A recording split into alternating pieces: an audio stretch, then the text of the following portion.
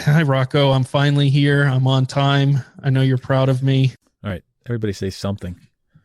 Something. Rocco. Hello. Something. It's me. Testing. How's my mic sound? Brown Fox. That was so in sync. I don't know. This is the kind of show you're on, Daniel. We're going to ask you questions like icons, question mark.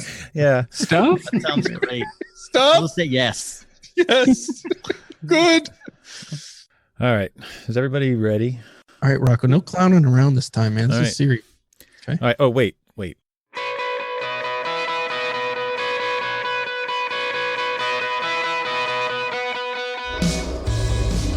Welcome to another episode of Destination Linux Podcast.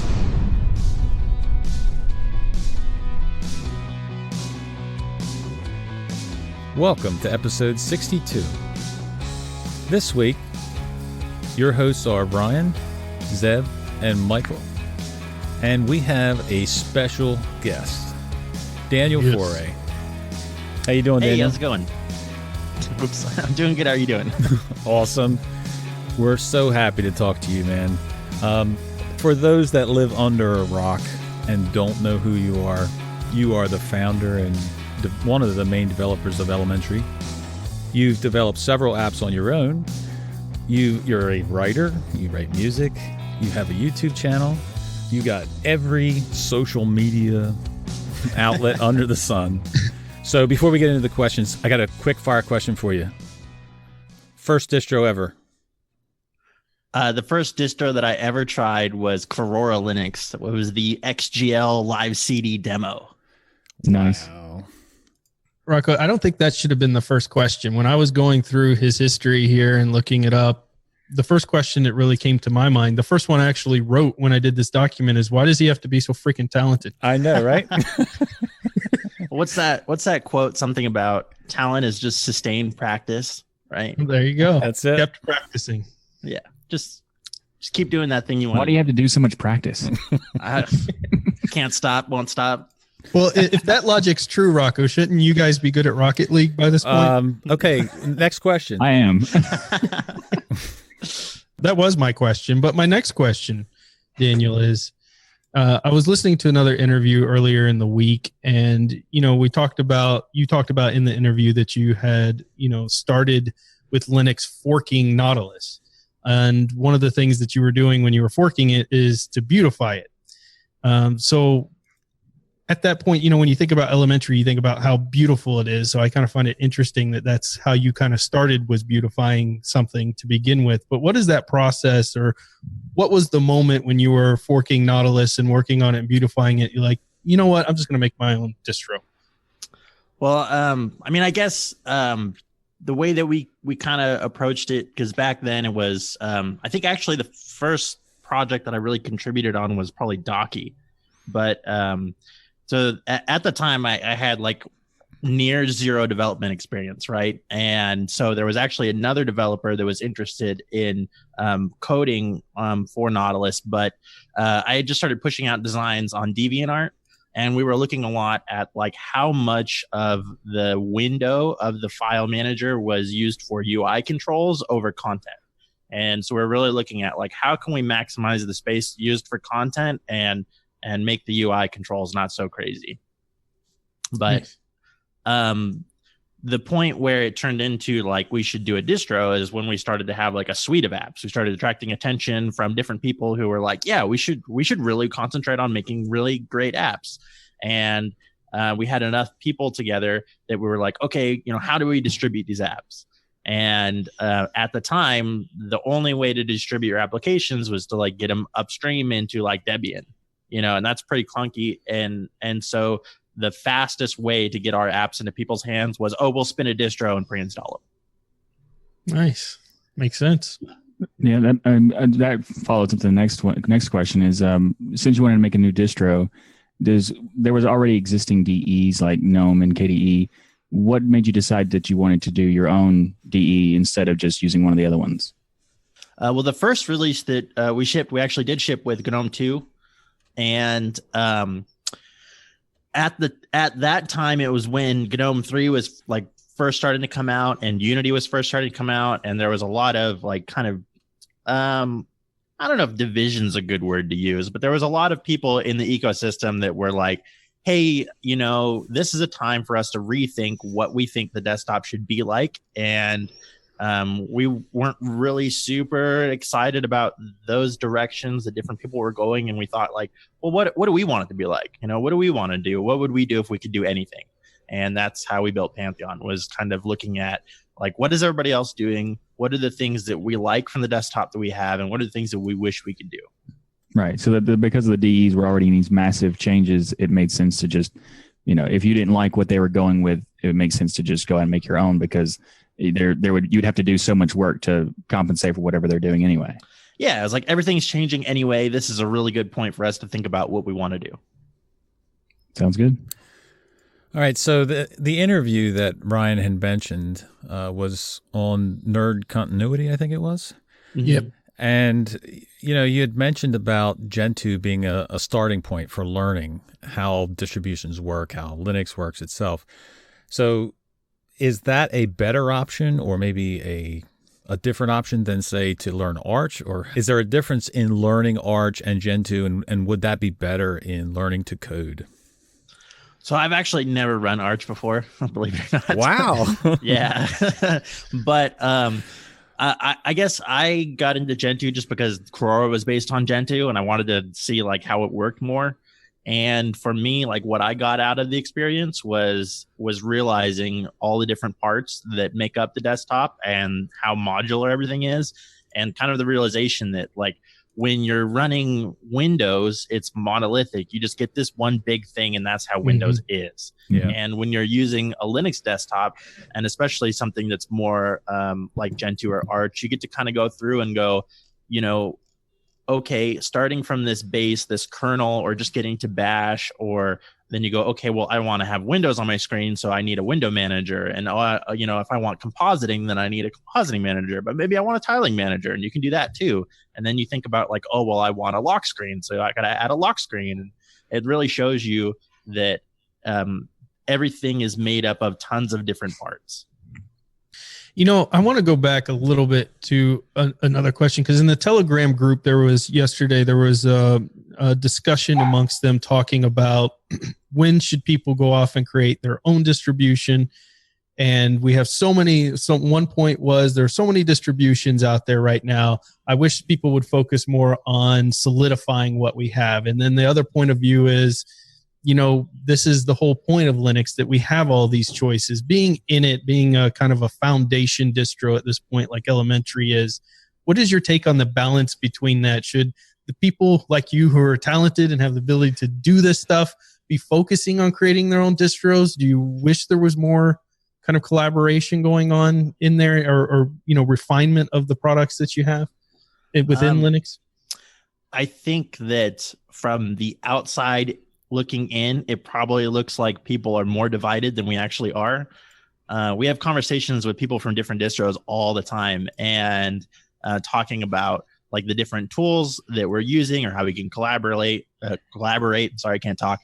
I've had Telegram conversations with Martin Wimpress a lot recently, talking about like, oh, what are you working on? What are we working on? Like, what are interesting things to both of us? And we try to reach out to people that are working on Fedora and to the Solus guys. And so I think that, collaboration is still high, even though we're doing things that are different.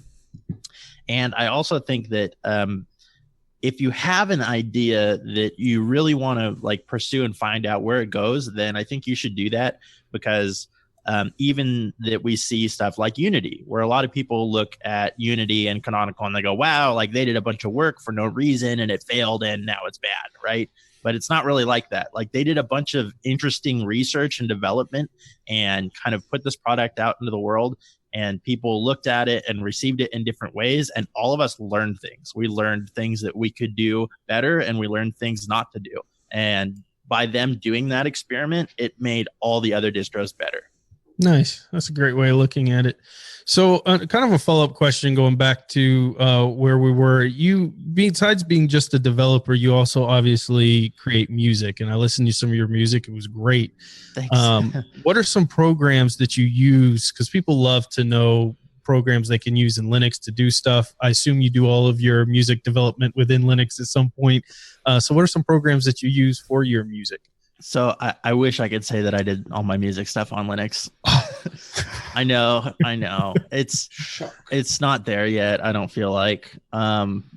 I think that almost everything that's on my SoundCloud is in GarageBand. So I have like, I have an appliance that just I open it to use GarageBand, and in my shame in the corner. But in my shame, hey, every once in a while I boot into that other operating system to play a game. So you're not supposed to admit that. You're not alone. You're like, God, I have to use the fruit box. I know. The fruit box. So is there a favorite music that you listen to while you're coding? Recently, I've been getting super into listening to like lo-fi hip hop beats. Nice. I think that's like super fun because they're like super relaxing and chill, and it's like you can just put it on in the background, and there's a lot of channels on YouTube and stuff where they kind of just mix into each other, and it's super relaxing. Well, that's one of the most important things as a coder to have that music. Yeah, that's what I was going to say. I mean, it's like everybody around that I talk to, that we talk to, will say, "Hey, I listen to this while I'm coding." So it's like a thing, I guess. Yeah, and then sometimes you want to have some like fast-paced music too. I mean, at least I do. I'm not sure if you do, Daniel, but like for me, like I've had times where I'm just coding in some like low level beats per minute stuff, and then all of a sudden put dubstep on because reasons. Yeah, you got to get hyped sometimes. Yeah, you're over there slamming on your keyboard. Yeah, both keyboards even. Every once in a while, you just got to have Luda on in the background. So you can... Exactly. So just to go back to the collaboration thing, I was just curious that are there any developers that right now that inspire you to do what you do, and if so, is there anyone you would like to collaborate with that you currently are not collaborating with? That's a tough question. It's there are a lot of people doing really interesting things right now, and I think that there's a lot of people that you can look up to in different ways of how they approach problems, or like the kind of impact they're making, or like I really enjoy seeing, for example, some of the ways that guys like Martin interact with their communities, and I really enjoy seeing like some of the things that Ike gets really excited about on the low level side, and how passionate he is about like performance and things like that. So I think there's like really interesting people that are kind of role models in different ways for the different like areas of expertise that they have. And I think that like as far as like collaborating with people that we're not currently collaborating with, I think the biggest ones for me is I would like to be closer to a lot of upstream projects. I feel like we value a lot when we're closer to the people that are working on Vala or glib or AppStream or things like that. Like it makes our products better, and it makes their products better, I hope, when we're able to work more with the upstreams. Nice. Yeah, that sounds good. So what was the inspiration for the name Elementary OS to begin with? So originally, the name came just from an icon pack that I did. And when I did it, the idea was that I wanted all of the symbols to kind of boil down to their basic elements. And I wanted them to be like really easily digestible and quickly recognizable. And one of the things that was really important to me was like trying to use color theory. It seemed like at the time that a lot of the popular icon packs out were really like homogenized in their color. Like it was like, oh, this is a green pack, this is an orange pack. Yep. And when I did elementary icons, I wanted to be like, well, why is this icon green? Why is this one red? Like, can we use color to communicate effectively? And can we cut down on the amount of shapes we have by using color? And how expressive can we be by having things that are more simple and like boiled down to their essentials? Being creative with a more of a confined way. Yeah. That's awesome. I like it. Nice. Like, so it's more of it's a nice way of saying simplicity. Yeah. Yeah. It's like, yeah, well, but not in a like a So the Simple and hard elegant. the hard thing with the word simplicity is people think of like they associate it strongly with like minimalism, Yep. Yeah. right? And it's not just about having less things, but being able to do complex things in a more streamlined way. So like elegance through simplicity. Yeah, something like that. Isn't that the Okay. Mint's tagline? Oh, I have no idea. It might be. I don't know. I think that's through something came elegant or something like Yeah. How dare you mention that in the elementary OS interview, Michael? that. That's was ridiculous. accidental. Oh man. So with elementary, obviously lots of people talk about it in lots of mediums. And the one thing that they all agree on is it's absolutely beautiful. So how did you go about designing one of the best looking OSs within Linux? How did you, is it a very large part of your design process, or does it just happen because you're all super talented? I think probably the biggest advantage that we have over most distros is that we write our own apps and our own desktop environment. And when you're doing visual design, there's only so much you could do like at the skin level. When we do visual design, we can go all the way down to the bottom of whatever application we have and say, you know, well, okay, well, we want this element to be here or there, or maybe we want to replace this element with a different set of elements, or like we can do a lot more than just change the colors. Mm-hmm. So I think that's probably our big advantage, and why our design language is so strong throughout our apps is because we're able to do way more heavy lifting and bake our visual design into the programming. As a follow-up to that, the way you have like you're talking about the color theory, there's a lot of like color-based design as far as like, you know, it seems kind of counterintuitive because it's so abrupt sometimes. Like what made you do the decision to have like bright colors for action buttons, like the when it's like it looks like when it's destructive it turns red.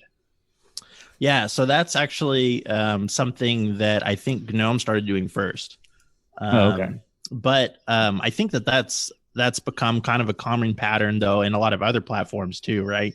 And it is, like you said, that you get that stronger connotation from the color. When we use consistently, you know, an error color and say that, hey, anytime we have elements that are dangerous or destructive, or, you know, we're going to use this color to indicate that, then we can kind of build that relationship up with it. Well, along with elementary being beautiful, there also comes people who will say, hey, you know, elementary is beautiful, but it's not customizable. So there's a balance there for every distribution to decide on, whether it's KDE that has a ton of options or it's GNOME that has very few options. Some people prefer a lot of options. Some people prefer to be simple.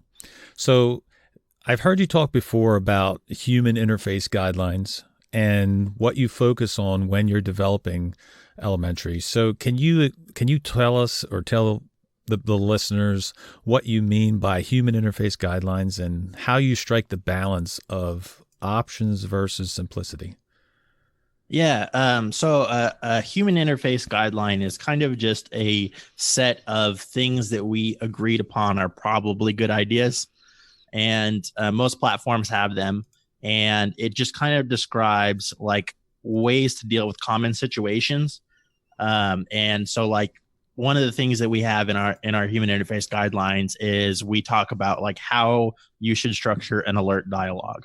And so that anytime you throw up an alert dialog, we know that it has an icon that describes or tries to describe like what application it came from or what's happening. You know, if you get a password dialog, then you get a password icon. Right. It has primary text so that it states the full nature of the question or the problem that it's presenting. It has secondary text that talks more about what are the consequences of selecting different actions. And then it always has an affirmative action that's your primary action for the dialogue. It always has a cancel option next to that, which lets you do nothing. And then if you have tertiary actions, this is where they go. And if you have actions that don't close the dialogue, this is where they go. So it's kind of like just a way to take all of these design problems off developers' plates and go, here's a template. You just want to do the thing. You don't want to have to do like a ton of design research. Like, we already did that for you. Here's how to fit in platform conventions. Right. So that's kind of the purpose of like the HIG, Human Interface Guidelines. With respect to like customization and settings in particular, one thing we try to talk about a lot is kind of drawing a balance between what things are design and engineering decisions and what things make programs more accessible to more people. And we actually have been having more discussion about it recently because Mark Brown, who does Game Maker's Toolkit, did a super awesome video recently about settings in games. And he used a lot of really awesome language to describe it. And so we're kind of looking at a situation where every time you add more settings and more options, you add more test surface area, you have more places where bugs can hide. Each option increases the number of possible combinations exponentially.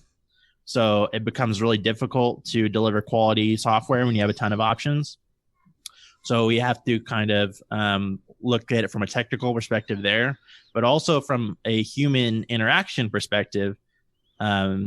Some options can be overwhelming or like just things that you as an engineer have a better insight than your user does about the inner workings of your application. Right. And so we have to think about, like, are we trying to shovel off design and engineering decisions that are hard onto our users? Or when we add this option, does it help make our application more accessible to more types of users? That's kind of the balance we try to strike. Very nice. It's pretty difficult. Well, anytime you're trying to strike that balance, it's going to be difficult. And no matter which way you go, you're going to have people that are upset about it or don't like it. So if you go with all the options, they're going to be upset. And if you go with none of the options, Either way, that's the best explanation I've heard of the situation, because I never really thought about it from the standpoint that every time you add in those customization capabilities, you're adding in more potential breaks, more potential bugs. Doesn't mean you don't want it, but that's something you have to consider when you're trying to give somebody a complete package that they can just go and use without having those negative impacts, to be experienced. So Ryan, you talked about having some bugs within the software there. When I was looking, I couldn't find a reference to an official elementary forum. So how do you go about providing a method by which your users can come to you and say, look, I've got this difficulty, I can't quite understand this? So you haven't gone with a forum, I don't think. So what is it that you've gone with? So we have a Stack Exchange website, actually. And if you go to our website, we have a link up in the header that's the support link. And on that page, you can find some documentation, like getting started and installation guide and stuff. But there's a link also to our Stack Exchange page. And we like Stack Exchange better than a forum because it helps surface common questions. And it gives a way for you to easily see like at a top level, what are the answers to the question, instead of having to like scroll through tons of pages of a forum to find like where are actually the answers and what's parts of discussion. Yeah. So like, I think Stack Exchange works really well for the support situation.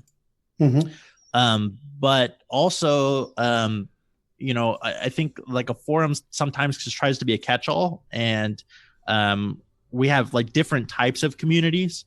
So like our translators community hangs out on their translator Slack. And we have like a Reddit community, and that's a great place if you just want to like share stuff or like just talk to each other, stuff like that. Or we have like a Google Plus community, or like we have different types of communities that people are interested in for different reasons, instead of trying to shove everybody into a single forum. Yeah. Is the Stack Exchange I have two questions on that.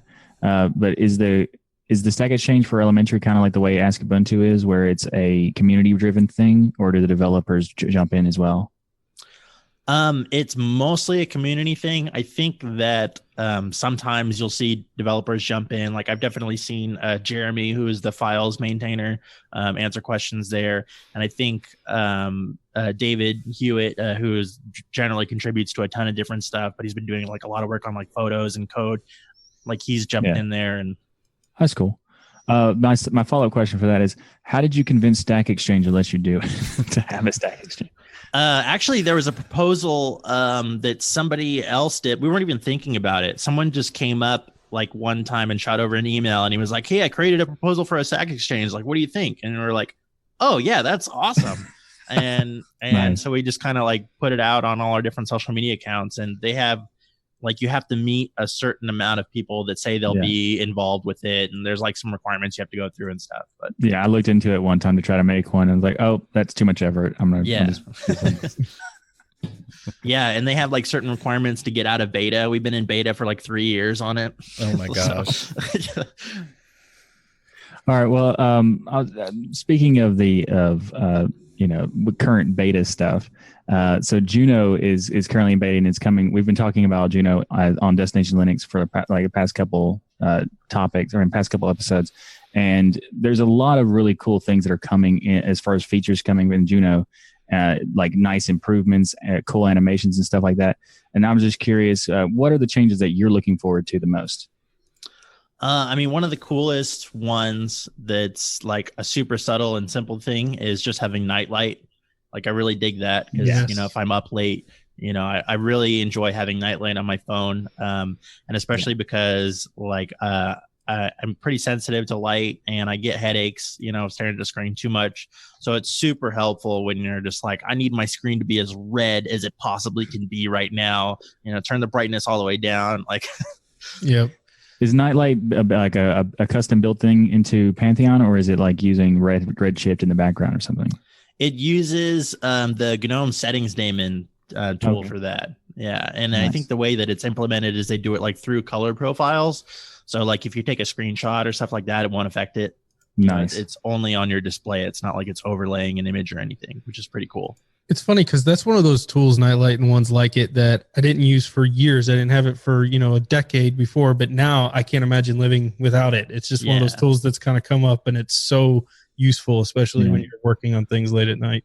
I had the same feeling where I was like, people were like, why would you use Red? Like when Redshift became a thing and like the Flux thing came out and they were like, this is so good. Like, yeah, whatever. And I need color. I need accurate color. Right. And then I just said, okay, whatever, I'll try it. Like, oh, okay, I understand now. Right. Yeah. Another big one I'm actually super excited about is I don't know if you guys saw, we did a big rebranding where we did our app Scratch that we'd always considered kind of a general purpose text editor. We did a big rebranding on it, and now we're calling it Elementary Code, and we're focusing on code editing with it.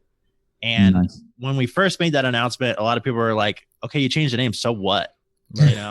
Like big deal, right? But that kind of change of how we looked at it has led to tons of new features. It's led to redesigning a lot of stuff.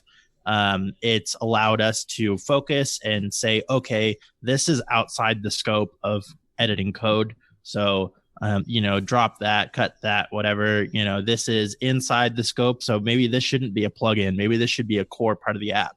And now that this is a core part instead of a plugin, like there's new, interesting, cool things we can do. Like the folder manager used to be a plugin, but now that's a core part of the app. And it's like so much better than it used to be. Or now out of the box, we have more features for code editing. Like we have, a toggle comments shortcut that's in there now, right? Nice. And like before, when you're thinking of like a general text editor, maybe people didn't prioritize those kind of features. They weren't thinking about it. They were like, oh, I'm just going to jot notes in here. But now that the mindset has shifted, like this is becoming a way cooler app. Right. And I actually saw a poll the other day on the Vala community for Google+, and they were asking about like, what apps do you use to write Vala code? And right now, they had an option for Scratch/elementary code because it's in transition, right? But that option had more votes than both gedit and GNOME Builder combined. Wow. That's awesome. Nice. So people are going to be able to code from scratch now. Yeah. Yeah. Oh, look at you, Michael. You got the new tagline. Sing. Well, there's all kinds of new features coming in elementary. We talked about some of them last week and a lot of it is focused on little details that make it look better, like the notification icons that are going to have animations, the search icon next to the menu. But that's coming in Juno 5.0. So what made you go with 5.0 rather than continue the 0.5 scheme? So we'd kind of been talking for a long time about what does 1.0 mean to us, and why are we going with the 0.x naming scheme, and interacting with different people online on social media. There seemed to be a lot of confusion about when we did a stable release and we said, hey, this is 0.4, like people still kept referring to it as being a beta. And it was causing people to say, oh, well, I'll try it after it hits 1.0. Like, I'm not going to touch a beta. I don't want to deal with the unstable, even though this is a stable release, right? And so we'd been talking for a while about like, okay, are we ready for a 1.0? What does that mean to us? And a lot of the things that we talked about was, well, before we go 1.0, we want to make sure that we're not relying on any of like the GNOME settings panes being imported into our system settings. And we don't anymore. Those are fully native now. And okay, well, we don't want to rely on Ubuntu Ayatollah indicators. We want to have our own indicators in the panel. And now we have a full set of those. We want to make sure that we're full GTK3 everywhere. And we did that. And so we kept going through, like, what does it mean, and checking all those off. And we're to a point now where we think that the state of elementary OS has evolved and grown to be a fully competent and independent product. The desktop environment is more mature than it's ever been. It's available on other distros now. The applications are way better than they've ever been. And we think that it's ready to have that version bump. And we talked about doing the 1.0, but then we decided that it would be easier and make more sense in the long run and allow us to kind of sync up version numbers as we went, if we just kind of dropped the leading 0 and went up to 5.0. Right. So instead of just people being confused by being beta or not, you can just say like the number order doesn't really necessarily matter. It's just like 5, 6, 7 continue like as already going. Right. So is there going to be a point where Juno is available as a beta to test? Yes. So we're getting pretty close right now. We're just kind of taking through the regressions list. And I think that because we're trying to get like all these big features in so that when we release the beta, like it's feature complete and it's not just like a total piece of crap. And then we can just, do the polishing. People never read the beta part, by the way. Yeah. Run it and be like, why is this not working? Yeah, like what the hell? Where's my lock screen? Right. There's Michael's comment. But you know that they would do that. I would never notice that. You would know that they would do that. Yeah, so we want to make sure that like, we don't have like massive regressions in there and it's just like little bugs and stuff that we can just kind of pick off. In this day and age, beta practically means you've released the full product, because every time someone even tries to release like a beta game or anything, the first thing you see is this piece of crap has this bug here. Like it doesn't calculate in anyone's mind anymore that beta means you're testing. Hello. Definitely a good decision in my opinion. Yeah. Rocco approved and I approved. All right. So awesome. The next couple of questions we have are coming from patrons. So to quote you, or the website, I should say, elementary operates on a task-based rather than a time-based for system releases. So you don't have a release date. You have it when it's ready. So what are the qualities that you have to see before you say, this is ready to be released? Right. So historically, we've done releases built on the Ubuntu LTS releases. So as far as like the most kind of time base we do is looking at when the LTS is coming and going like, okay, we're not going to release before that date, or like this is far enough away that, we're not going to wait for the next one. Right. But for our release style, we kind of go, what are the features that we'd like to build out for this release? And what are major issues that we'd like to resolve? And we kind of put together a task list. And then we work through all of that. And then when we're getting to a point that we feel like we're either too close to the next LTS or it would be too far away from the previous, trying to hit that sweet spot of keeping things fresh. And then we kind of go, okay, what's super important? Cut all the features that we had planned. We'll pump them to the next release. Focus on cleanup. Let's get our translator situated. It should fix with the string freeze, and then we kind of like tie a nice little bow on it and put it out. Nice. So currently you're on 16.04. Juno's going to bring us to 18.04. And I want you to be completely honest here especially with the con section. You can't sugarcoat it. So what are some of the pros of 18.04 you're seeing? And then what are some of the things that you're seeing that you're kind of concerned with?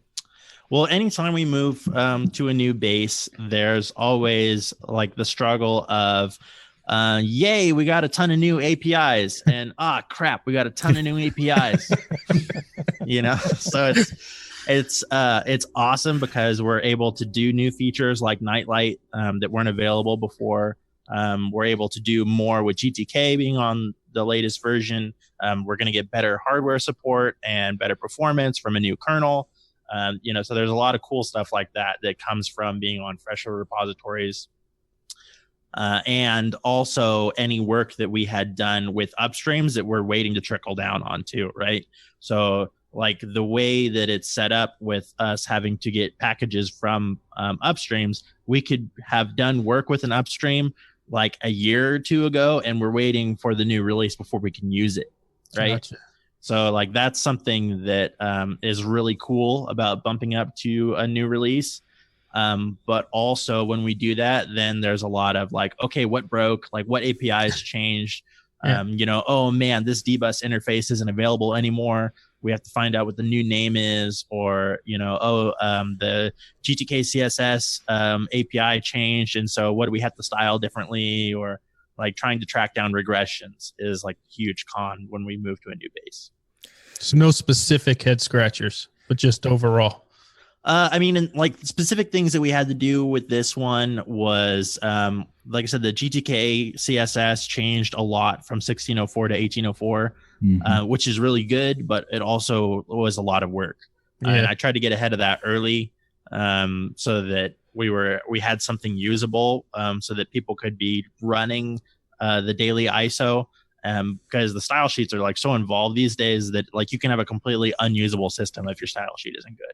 So that was something I tried to get out of the way super early so that people could actually run the system.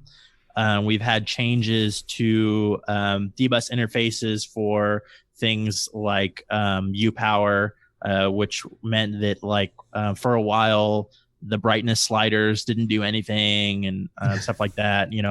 Something we're still actually working on in the daily ISO is light lockers broken, so you don't have any screen locking.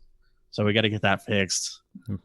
So there's stuff like that where it's like you find out what broke. Well, that's not a problem for you, Michael, because you don't ever lock your screen, right?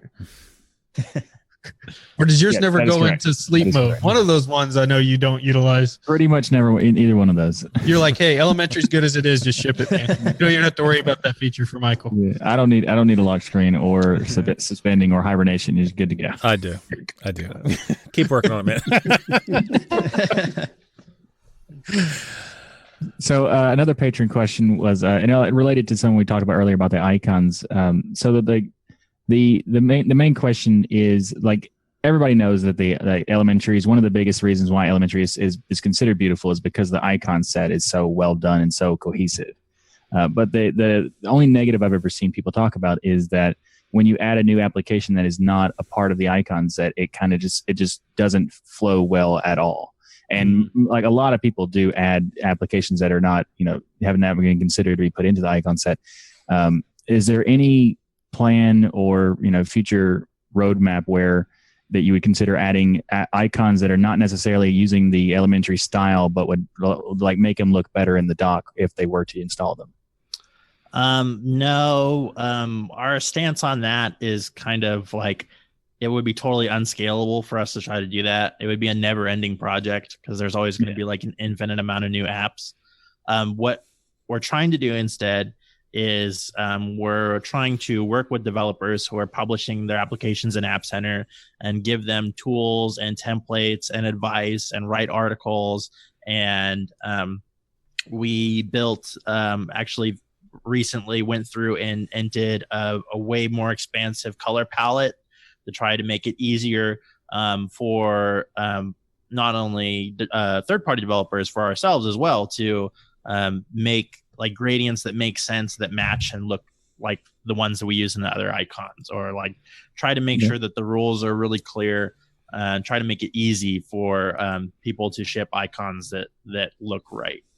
Would there be any interest if like a community project was built around like making a fork of the icon set and just kind of like seeing if people would submit them? I think that it would probably be better if we could try to get those into upstreams of the applications, right? Instead of trying to carry a bunch of assets that may or may not like ever even be used in the operating system. Like let's talk up to like LibreOffice. I guess they recently shipped like an elementary style icon theme that you can use with LibreOffice, right? So let's talk to the upstreams and figure out how we can get them to have those icons available. And maybe when they install their application, that they install these community icons for different, sets or whatever. That's a hard thing about being a cross-platform application, right? Is like how do you blend in and conform with platform rules, right? Yeah, most just say not even try, but it is nice to like LibreOffice is finally trying. Yeah, so it's hard. There is kind of like a hard standoff between like whose responsibility is it to take care of this kind of thing, right? Yeah, I can understand that. Yeah. Daniel, for those who are currently on Loki, they're obviously going to get really excited that there's a new Juno coming out, because there's nothing better than I'm on my distribution. Yep, there's a nice, bright, shiny one coming out. Is there an upgrade path for them, or will they have to reinstall? I think that the way it's looking right now, they're probably going to have to reinstall. And I hate saying that. I know it's a bad answer and nobody likes that. But we are actively working on trying to build a good upgrade path. And that's actually something that we've been discussing a lot with the new installer that we're working with System 76 on.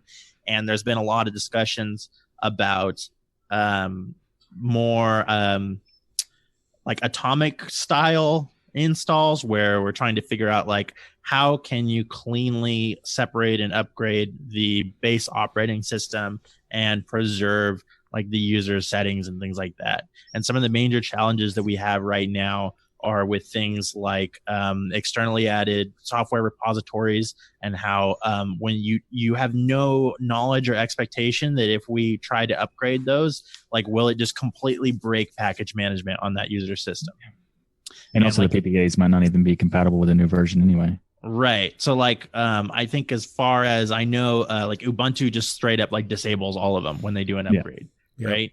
And so there's concerns like that. Like there's a lot of like technical challenges to it. And I think that we're getting to a place where we have more of the technical foundation to be able to do release upgrades, but I don't think it's going to make it into this release, unfortunately. Yeah, that makes sense. It's somewhat related as far as like, keeping up to date with different things. I'm just curious that you have Epiphany is switched to your main browser for default in elementary now. Mhm. So have you seen any significant problems switching to Epiphany? And if you do find problems, do you have a direct connection with the GNOME team for fixing those upstream?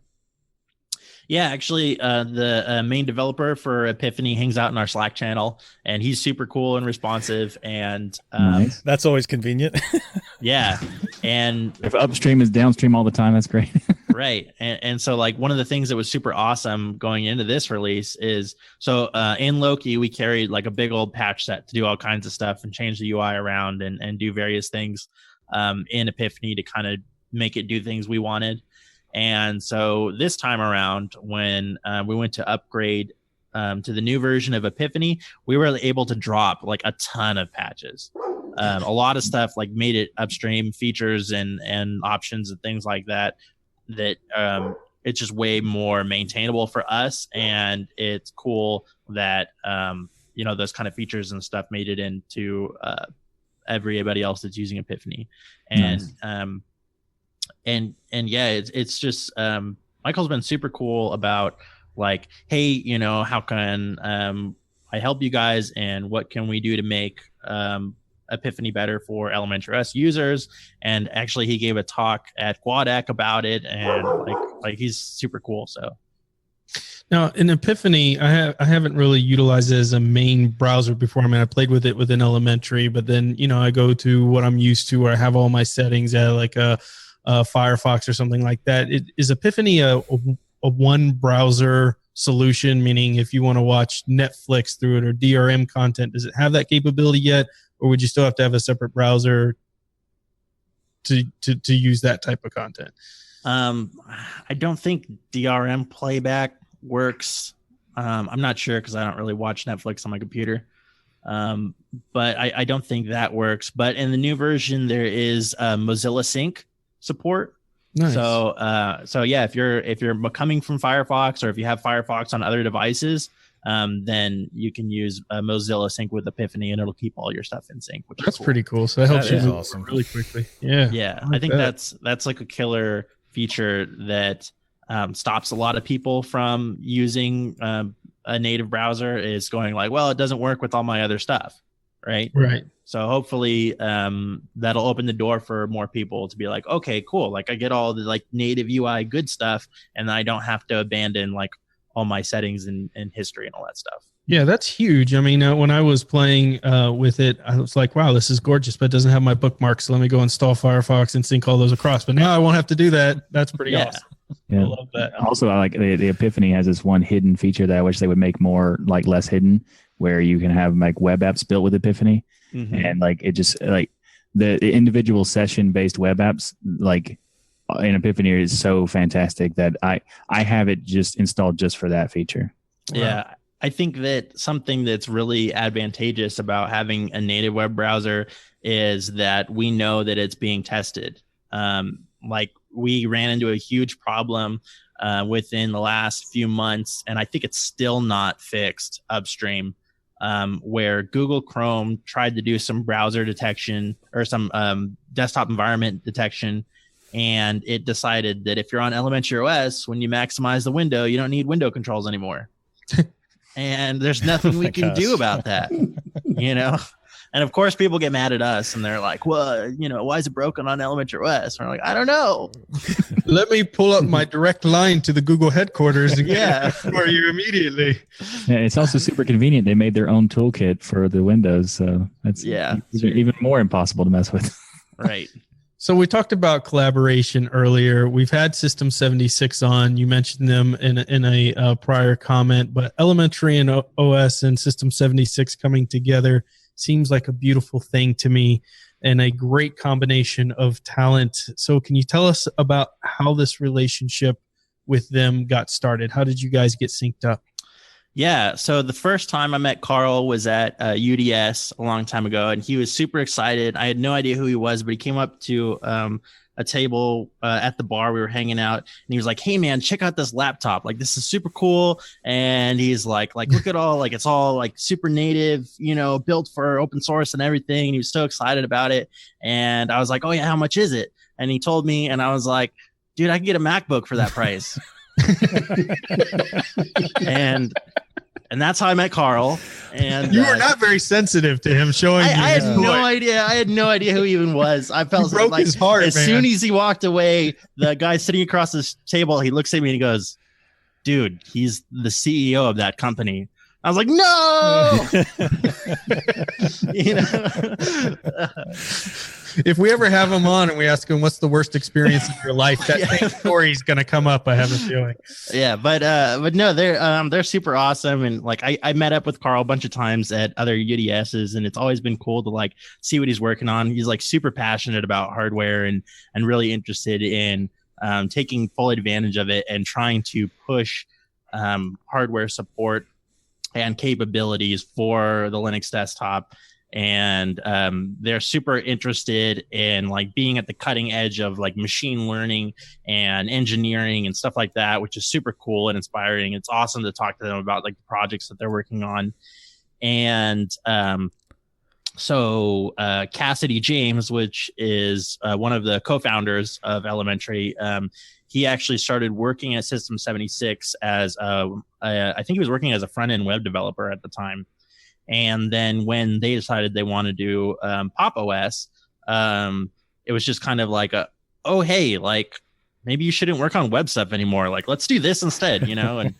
And that's been super cool for us because he has like this broader experience and perspective of working on these two different distros and trying to serve these two different customer bases and thinking about how can we do things in a way that more people can benefit. And how can I help bridge the gap between distros that are trying to target different audiences? So I think that's been a super awesome experience, and building a strong relationship with them about like different components that we can collaborate on has been really cool. Well, we love their passion. I'm glad you mentioned that. They get so excited about their products, and it makes you get excited about their products too. But I just wanted to let you in on a hint in case you didn't know. They're starting to manufacture their own stuff, and they've got really powerful lasers, and they won't let us have access to them. We're pretty frustrated about it. Yeah, I know. I keep going, hey, Carl, I want to build a computer, Carl. and he just says, me too. Go away. Yeah. You're not using my laser. Does he say go get a MacBook? All right. So with the collaboration with System 76, you're working on a new installer. And I'll quote you from the Medium blog where you say the existing Ubiquity front-end code was large and confusing. It was a Python project that made even the simplest of changes difficult. So you could read about the plans, but can you tell us what made it so hard and maybe the highlights of the new installer? Right. So this article was written in collaboration with like a lot of different people. So that insight was more taken from people that were closer to the service on that. But from my understanding of it, some of the big problems with Ubiquity was kind of the fact that when it came out, it was the hot new thing and nothing like it was really done before. And so it was kind of the first good example of what an installer should be like for desktop Linux. And since then, requirements have changed, hardware has changed, the nature of what we think a good installer and onboarding experience should look like has changed. And Ubiquity has not. Yeah.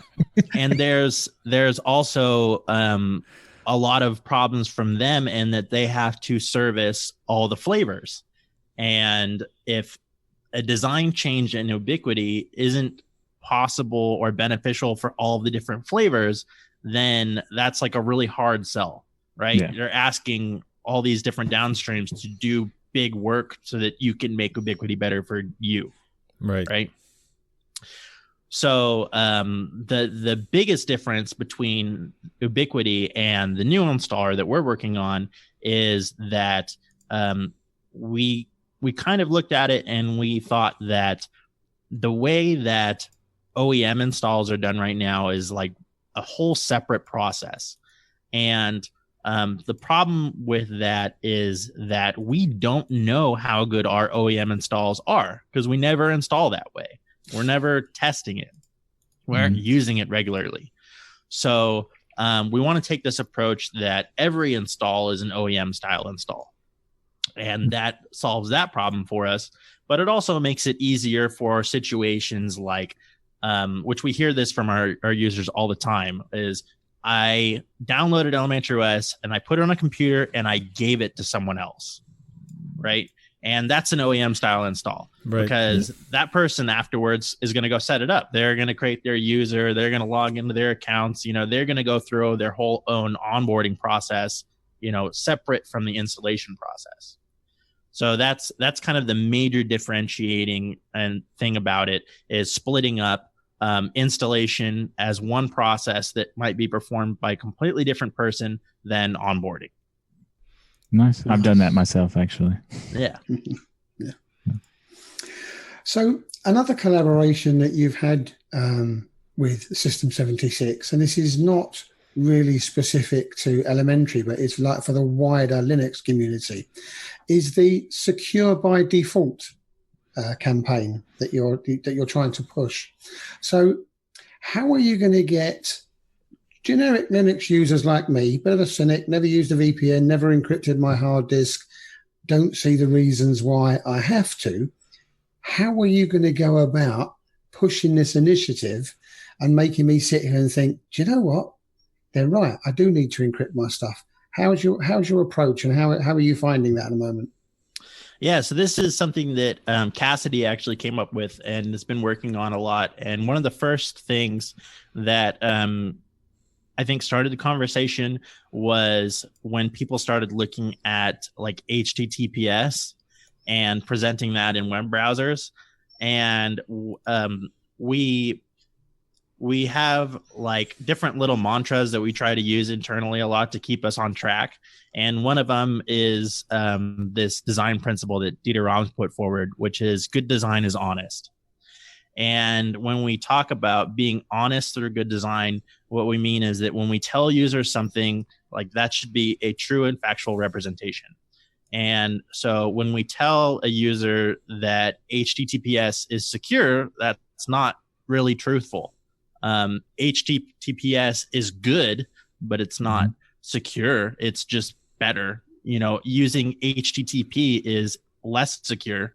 So we want to kind of flip the script in that way and say, we're going to be honest about things like HTTPS, or when you're connecting to wireless, we're not going to tell you that WPA2 is secure. We're going to tell you that not having any password is insecure.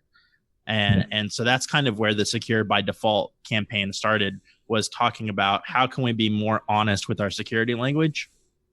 And System 76 actually were the ones who wanted to push doing full disk encryption.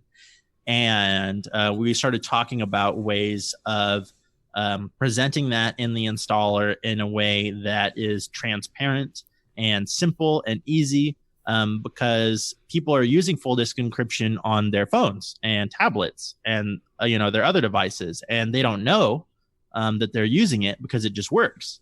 And it's been for years too. Right. Wow. So we want to make that the same on desktop Linux and say, hey, we should be secure out of the box.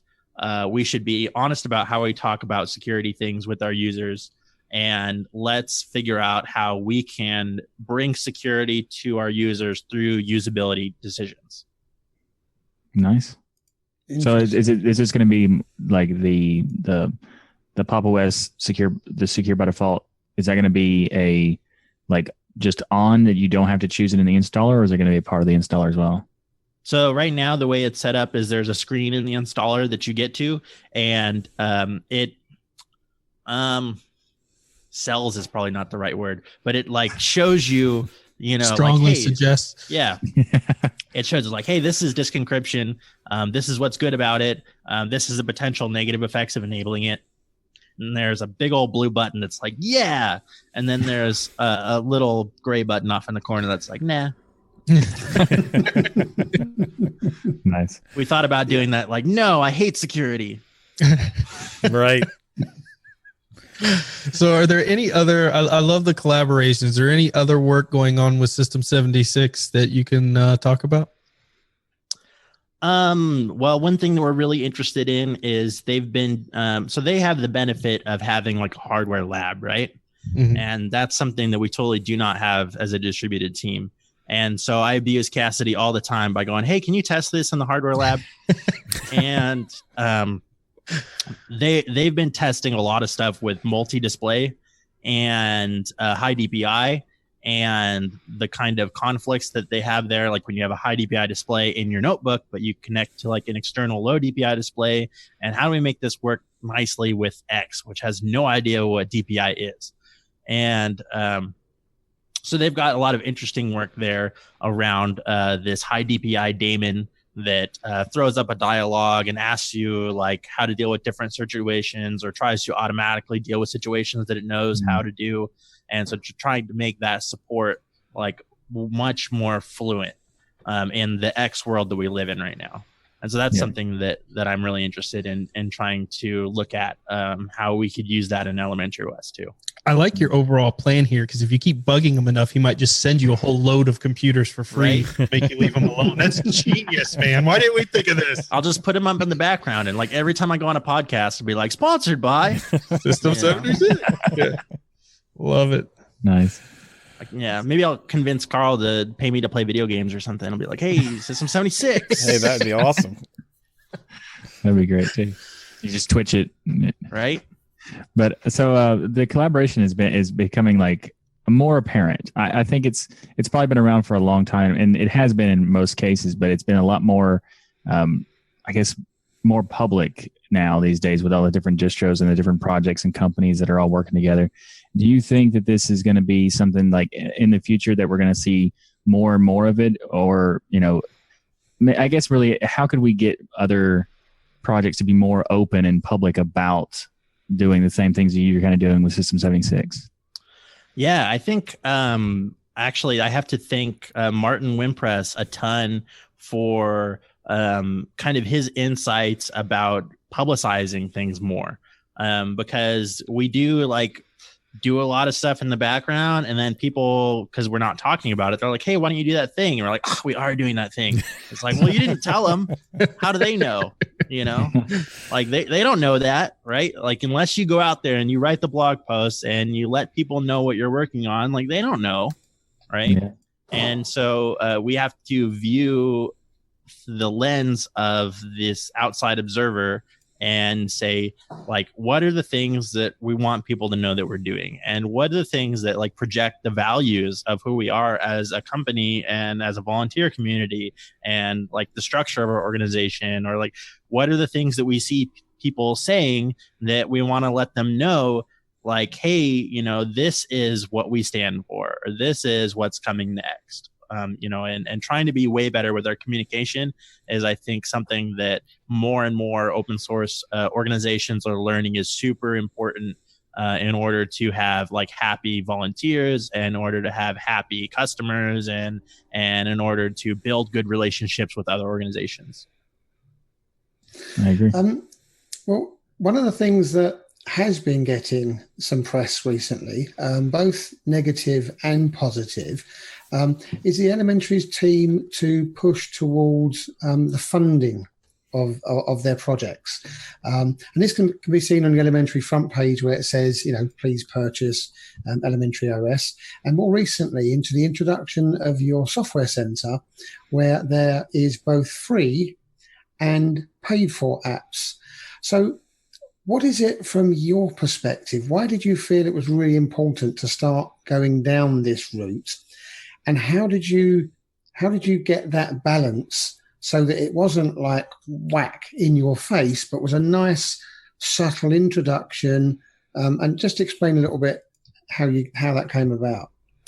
Yeah. So, well, I mean, for me, you know, personally, funding is important because it's how I pay my rent, right? And so if Elementary isn't a profitable, quote unquote, company, then I don't get to live here. So that's a good, you know, Here you want to have a place to live. We'll see it with a sign on the road. We'll build distro. Right.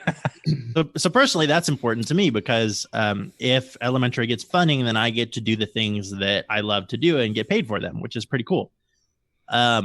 But I think that funding can be super important in bigger ways too. Like a lot of people see like profit motives in business and stuff as like an anti-pattern. But like one example that I can give is like Valadoc.org. And Valadoc.org for a long time was hosted on like somebody's private server somewhere as like a pet project. And like no disrespect at all, because that's like, if you can do that, you're awesome and you're helping and you're contributing. But as part of Elementary's business model, having it that we want developers to build applications and distribute them on our platform, and we have a business incentive to make sure that there's good tools and good docs and stuff, the company is compelled to pay for the hosting and maintenance of Valadoc.org, right? So having this kind of business perspective or this funding model is important for having projects that have, like with websites, that we have like guaranteed uptime, or that we know for a fact that like if someone wants to add or update a library documentation, that we have someone on payroll that's it's his job to do that, right? Mm-hmm. So I think that having funded projects is super important for ensuring that we have consistent, like high quality, available, like open source stuff for people to use and enjoy. Cool. But as far as like pay what you want, we kind of came to that conclusion because it's a compromise between like a ton of different concerns. And the major fighting concerns are, one, we need to be able to make money to pay for stuff, because it costs money to have a CDN that serves downloads of Elementary OS.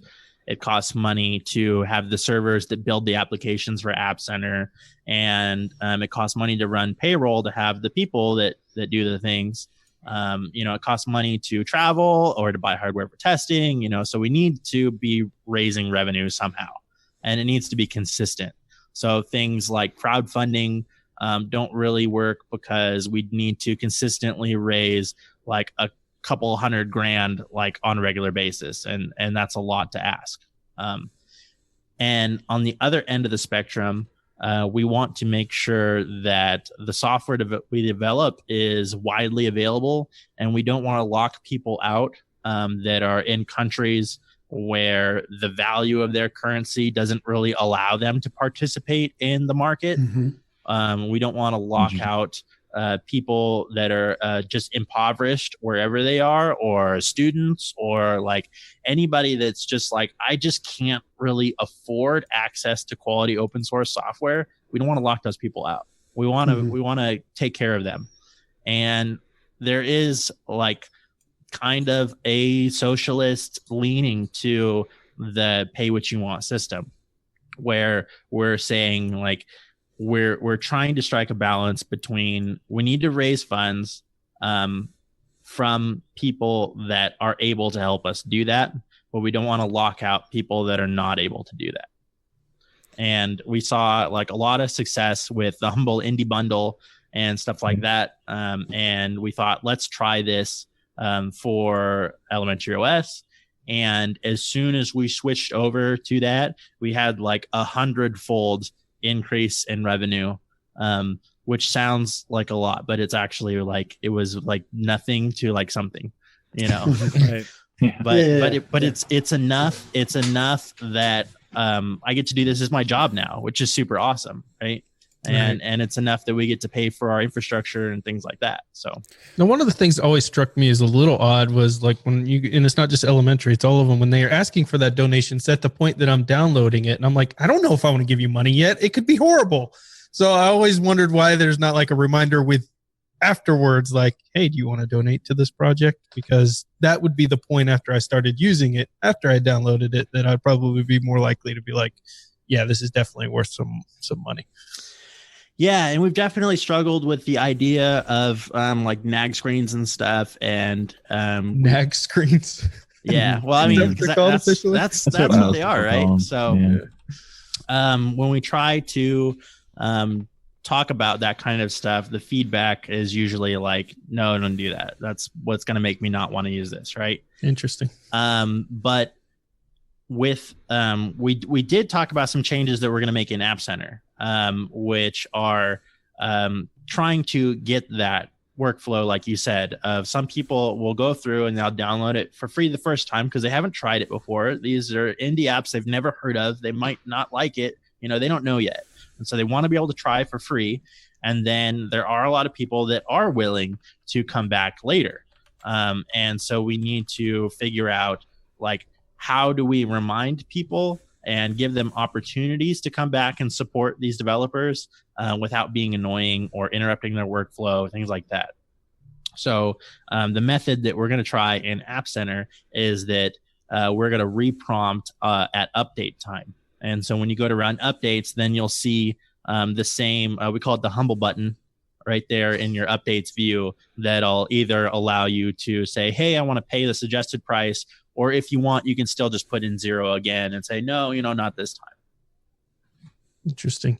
I love the idea. This is kind of a constant struggle within the Linux community, even when I first started. But I love the idea that you guys aren't just focused on yourselves. You're focused on the developers as well and how they get paid so that they can make a living off doing this, because this stuff takes a ton of time and a ton of commitment. And you've got all the support that goes along with it for everybody that has an issue, something's not working, etc. So it's just, it's awesome to see that coming. And I think it brings more to the Linux community overall. Well, one of the things that I noticed kind of outside of the money is, ratings for developers and things. So I always go in if I'm using a specific application in a software store and talk about, in the ratings, how much I love the app or how great it is, or if it's horrible, maybe as well. But there's no streamlined process for that. So you as a distro, and there are other distros out there, could go grab an app that Michael goes and writes, and he has no way of knowing, at least that I know of, that he's got 36 people on your distro that said, hey, this app sucks because this doesn't work, and has no kind of feedback to him to know there's a big problem unless they go after him on his site and talk to him about it. So is there a way to start kind of, you guys are obviously doing some leading in this area. Is there a way to kind of fix that and bring it together into a more centralized approach so that developers are getting feedback, they know where there's issues, or is there any thoughts on that? Yeah, so I think there's kind of two problems, right? One is that we want to give more information to users about applications so they make an informed decision before they go to purchase or download it, right? And we want to give more feedback to developers so that they can improve their applications, right? And on the first side of it, one thing that we're currently looking at is I don't know the out loud pronunciation. I just ORS is like the open age rating service or something like that. And it's kind of a content rating thing that you can go through and say like, oh, my application contains this or it doesn't contain that. And just kind of give users more information about what's in applications as far as content. Or of like, oh, this application wants to use location services, or oh, this application has in-app payments, or this is the kind of language that's in this application, or this is the kind of artwork that's in it. Yeah. And so trying to surface more information like that, so you don't have to read through like a ton of reviews to find out like, does this game have swearing in it? Like you can just see yes, Interesting. So that's one of the things we're really interested in as far as presenting information to users.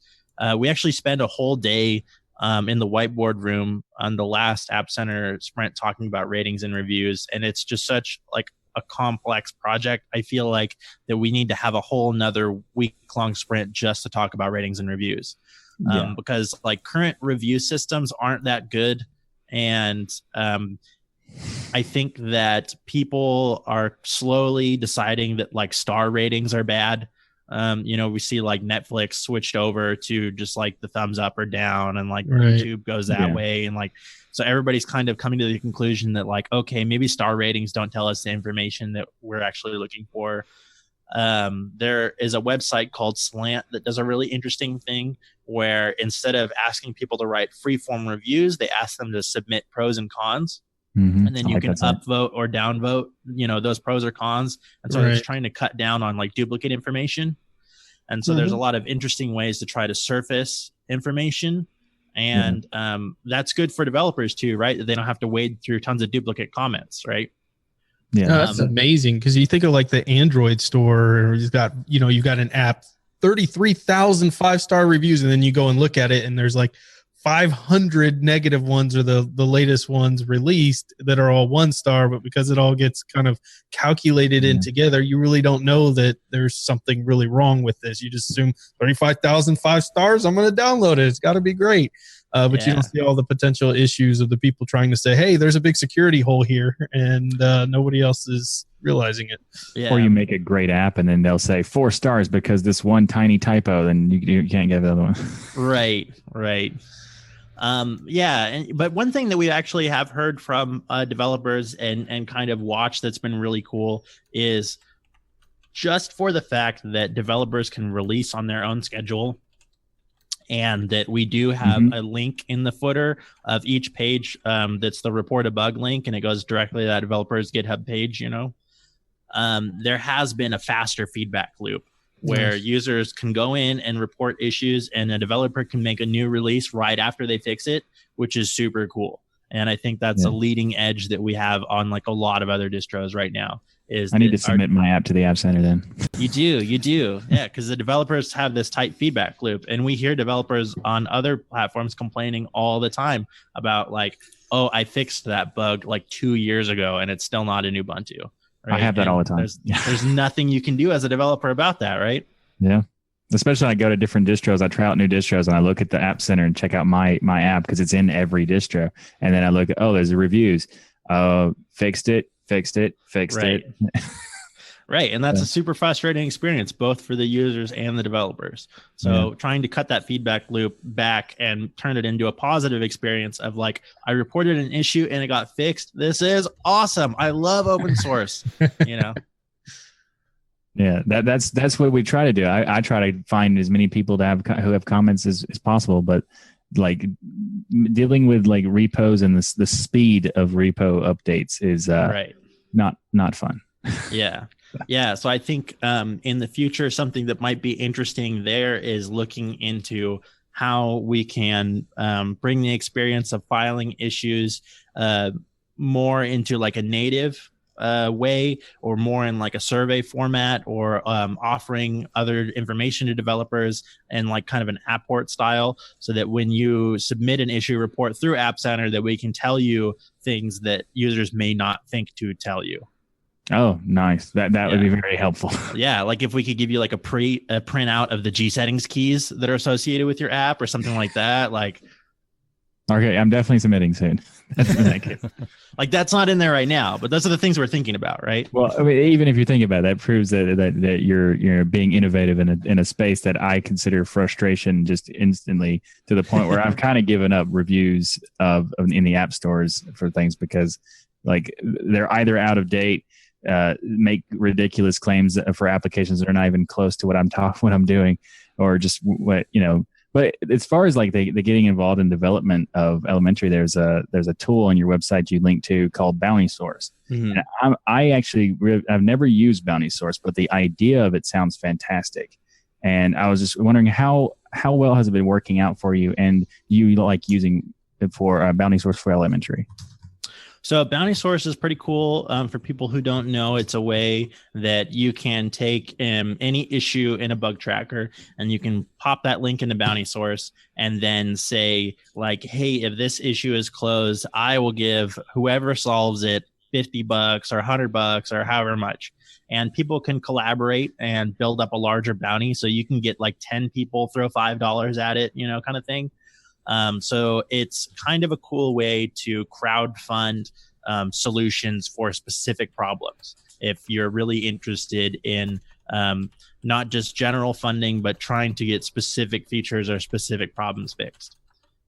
It's not a primary funding source for elementary by any means, but it is cool to be able to kind of give a reward to our volunteers who, like, for example, I think it was a couple summers ago that we had someone who was like a high school student, and he came in and like fixed a ton of issues that had bounties on them, and he bought a new laptop that summer. And Nice.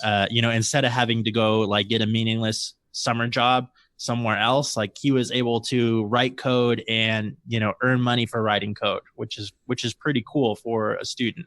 And it's not like necessarily enough money that someone who's a professional engineer is going to be like, okay, I can do this as a job or whatever. But it is something cool that we can try to give to our volunteer community, I think. I just thought of another collaboration opportunity. You could retell that story if System 76 sponsors you with a high school student bought a new laptop, which was a System 76. Yeah, there you go.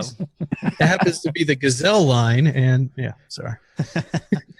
So with everything you're doing with the App Center, with the payments and everything, is the idea to break out? Because there's a myth that Linux users, open source users, don't want to pay for apps because they want everything for free. And I say that as a myth because that is not the case.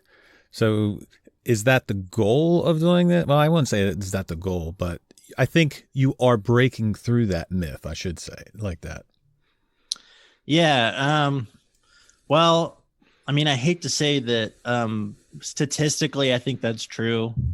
Right now, like a little over 1% of the people who download Elementary OS pay for it. And I think we're in the same range for apps right now. So it's something that we're working on, right? And where I think that I like to try to be optimistic about is I don't like the idea that people aren't paying because they're like bad or something. Like I think that if people aren't paying for the apps, it's because we're not communicating clearly. It's too hard.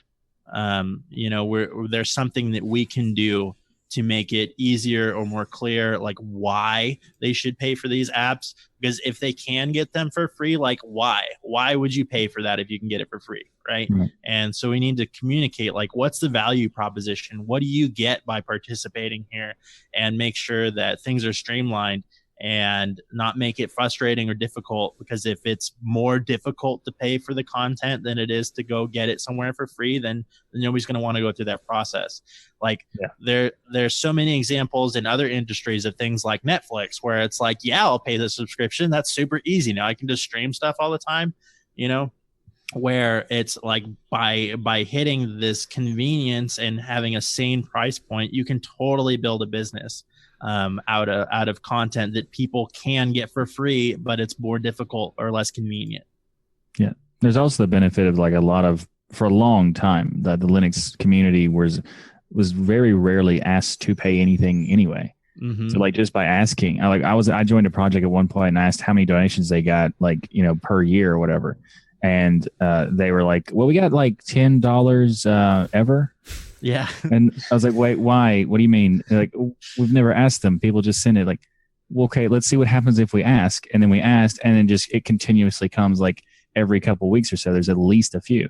And like just all you have to do is ask. And a lot of projects don't even bother doing that. So, I think that the what you're doing as far as like the setting up for them to ask in the first place, even if they don't do it the first time, it still gets it in their mind that maybe they should.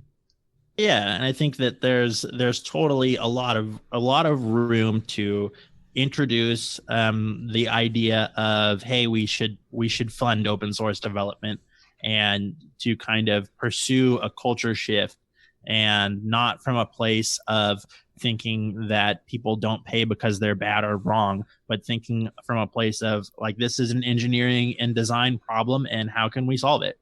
Be positive about how we approach it. I like the shared pool idea, because you guys aren't just going out, how can we get more money for elementary? you guys are going out and finding ways to also fund, like we were mentioning, other developers working on things as well and building that into your platform. So the whole idea of kind of this shared resource, shared pool, getting everybody in there to help everybody out seems to fit perfectly within, you know, the whole idea and the concepts behind open source, and making sure people get that ability to potentially, especially when they have amazing projects. There are certain projects like Kdenlive, for instance, I couldn't live without on Linux. Like I could not be on Linux without Kdenlive. It's just that important of an app to me. So I donate to it. I love it. Unfortunately, as a distro hopper, if I donated for every distro I hopped, I'd be broke. So I've got to figure that one out. But, you know, I do like how you guys are bringing everyone into the discussion in a way. Thanks. Well, Daniel, you have plans for the future, obviously. This is not a fly-by-night distro. So do we have to wait till the next blog post before you tell people about your future plans?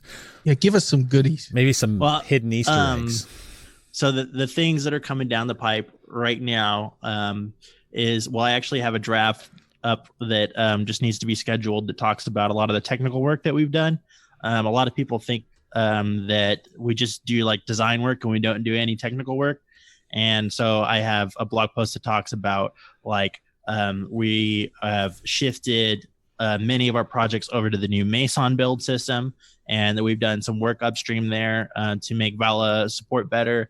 And we've done some work there for making localization support better in Meson, and like trying to contribute to documentation there, and making our platform better for application developers.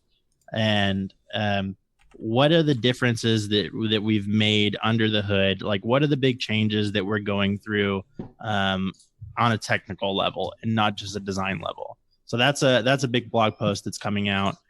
And a lot of the things that are going to be coming up at the end of the month, as far as like new features and stuff, is just this morning we have a new shortcut overlay that is very similar to the one that was in Unity, where if you hit the super key, they'll pop up a nice little window and show you like all the system shortcuts. Nice. So that's a pretty cool new feature we're excited about. Yeah. We just landed a quick style switcher in code, so that when you click the menu, you get a selection between a high contrast, solarized light, and solarized dark.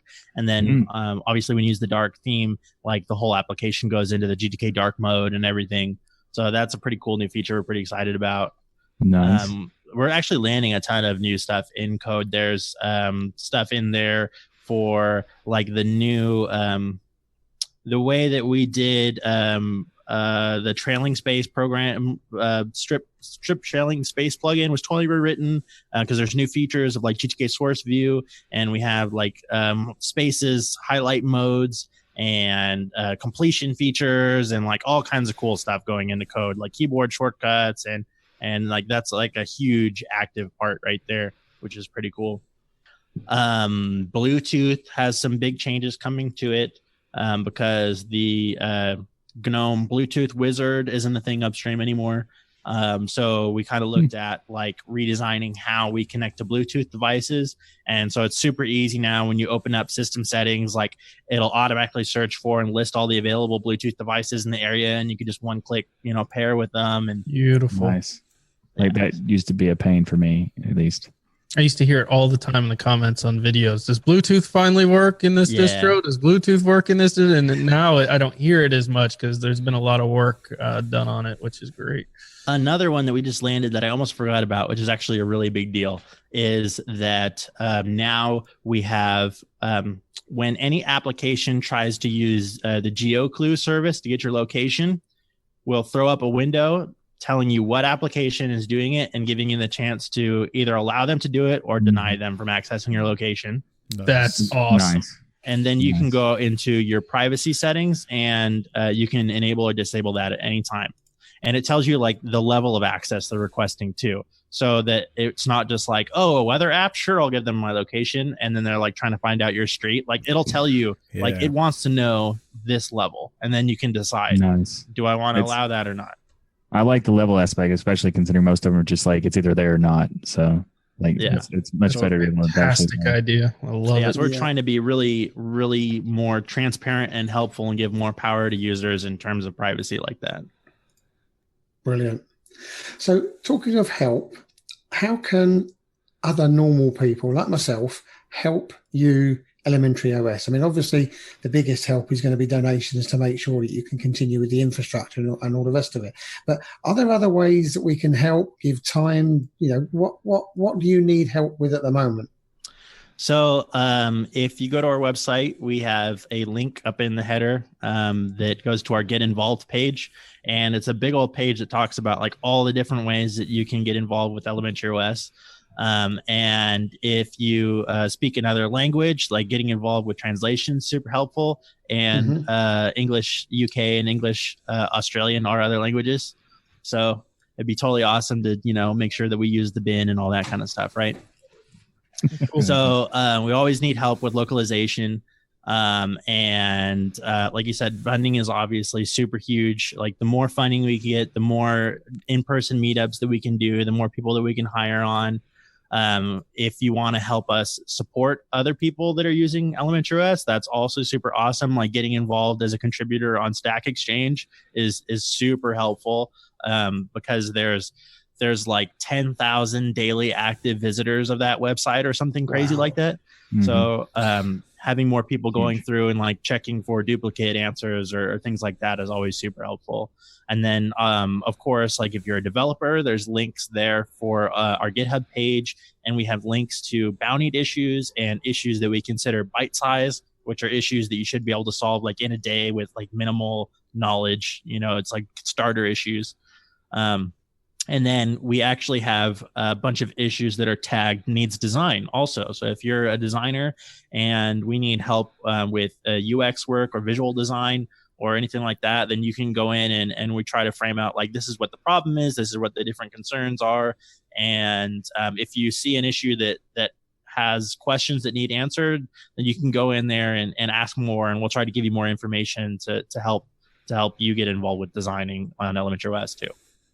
Nice. Love it.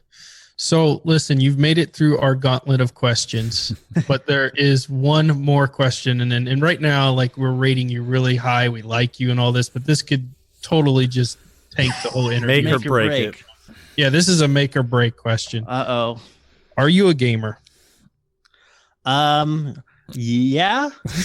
Okay. So you're kind of making it through. There's a little hesitation there, but I'm gonna let that pass. Now, this next part's the real important part. We like to play two games. For most of these people, they only play one, but there are two games that we play here: CS:GO and Rocket League. Is there a chance we will ever have a time to battle you? We're all terrible, so don't worry about that. A chance to battle you in a live game. So Rocket League for Switch is on my wish list. I don't have Rocket League yet.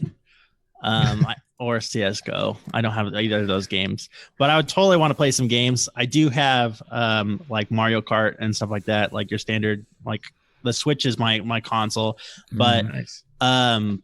Mainly the kind of gaming that I've been getting into a lot is doing like speed runs. So I have you can watch some videos of me being really bad at trying to go fast in video games on YouTube. Sounds like how we introduce every video we do of gaming. Yeah. Watch us play this really bad. I was getting really into Mario Odyssey runs for a while, and it just got so crazy that I couldn't keep up with the routes, so I haven't done that in a minute. But I've been thinking about trying to run Celeste. I don't know if you guys have played that game. No. It is an awesome, super like brutally hard platformer game, and it feels so good to just like play through a level super fast. So cool. I've been really excited about maybe trying to do that one if I get some free time. Sounds good. Yeah, it'd be super cool to figure out like some games we have in common, and maybe we could do a little stream or something, play some multiplayer. Oh, that would be a blast. Yeah. Love it. Even if we don't have it in common, we can just play CS:GO and we're all terrible, so it's fine. That's true. Well, Daniel, we would like to thank you for coming on the show and talking to us. Elementary is a beautiful operating system. And not only you, but everybody that works on Elementary behind the scenes that, maybe needs credit. Thank you all for everything that you guys do. Yep.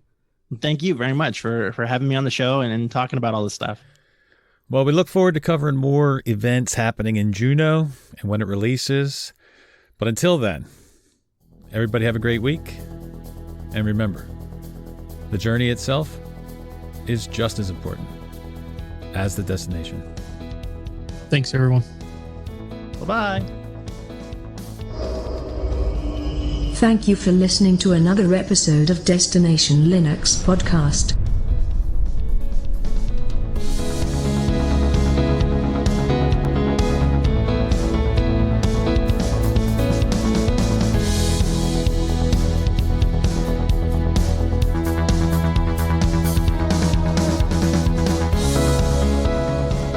Yeah, It's all Zeb's fault. He talks. like I'm cool with like an hour or two. Okay. Perfect. All right, so Ryan, you got to cut it down then. All right. I got so many questions, though. Am I higher than everybody else? No, actually, Michael's higher than everybody else. Of course he is. You always try to steal the spotlight, Michael. I was singing, to be fair. So, Were we supposed to get high before we came on? It depends how this goes.